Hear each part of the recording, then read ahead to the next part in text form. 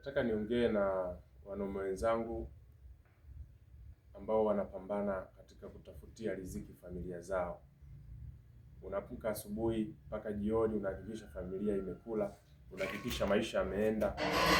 Hongereni sana ndugu zangu wote ambao tunapambana kuhakikisha kwamba watu ambao tunawahudumia wanapata mahitaji muhimu. Sasa kuna hili jambo ambalo nimelitafakari sana na nikaona ni muhimu tushirikishane asubuhi ya leo. Umewahi kujiuliza kwa nini nyumba nyingi sana zina wajane wengi?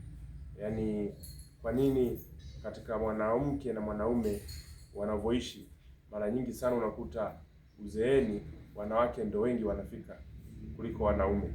Sasa ni kweli kabisa, ziko tafiti zimewahi kufanywa.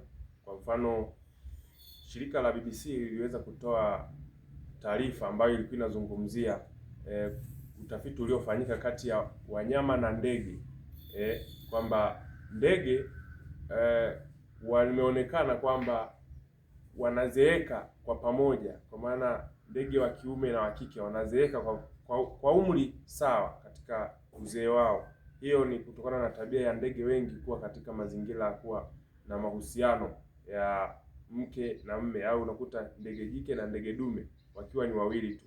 Lakini utafiti ukafanyika pia kwa kulinganisha wanyama ambao wamekuwa wana tabia kama za binadamu, kwamba wao wanaweza kuwa na wanawake wengi. Umeona, katika mazingira kama hayo unakuta wanyama wa aina hiyo kama nyani na wengine, unakuta uzeeni majike ndio yanakuwa yanaonekana kuwa ni mengi zaidi kuliko madume. Sasa sisi pia katika maisha yetu kama binadamu, mara nyingi unakuta wanaume hawazeeki sawa na wanawake.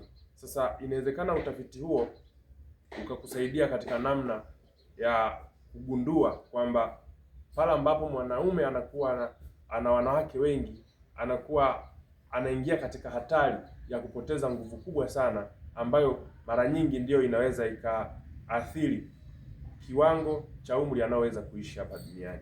Sasa pamoja na hayo, lakini ziko changamoto za kimaisha, ziko changamoto za kimazingira, na ziko changamoto ambazo wewe na mimi tunazijua, kila mmoja anayoyapitia katika utafutaji. Lakini sisi kama wanaume sasa ni lazima ifike hatua tukae, tutafakari, tufanye tathmini. Kila unapoamka asubuhi uwe na lengo muhimu la kwanza, pamoja na malengo mengine ulionayo ya kutafuta maisha, basi uweke na lengo la kulinda uhai ulionao. Kwa sababu ukifanya hivyo utaepukana na vitu vingi sana. Utaepukana na ulevi kupindukia, utaepukana kuingia katika mazingira hatarishi kama kufanya ngono zembe na maeneo mengine, utaepukana hata na mazingira hatarishi ya kupata magonjwa. Lakini pia kuna vitu vingi utaviepuka, kama namna ya kuweza kuset ratiba yako na kujicontrol kuingia katika hatari kama ambavyo tafiti zimekuwa zikionyesha. Inanisikitisha sana, na najua na wewe umekuwa ukisikitika pia kama mimi, kwamba kwa nini mwanaume anashindwa kuzeeka sawa na mwanamke. Na mara nyingi sana unakuta wanaume wanaondoka pamoja na mapambano makubwa sana, wameacha maisha mazuri sana kwa wanaowaacha, lakini wao hawayafaidi yale maisha. Sasa ni lazima kama mwanaume uwengiwe akili kichwani mwanangu, ili ufikirie kwamba ni muhimu sana ulinde uwezekano wa wewe pia kudumu, ili ufaidi kile ambacho unakitafuta. Malengo ni yako na kupanga ni kuchagua.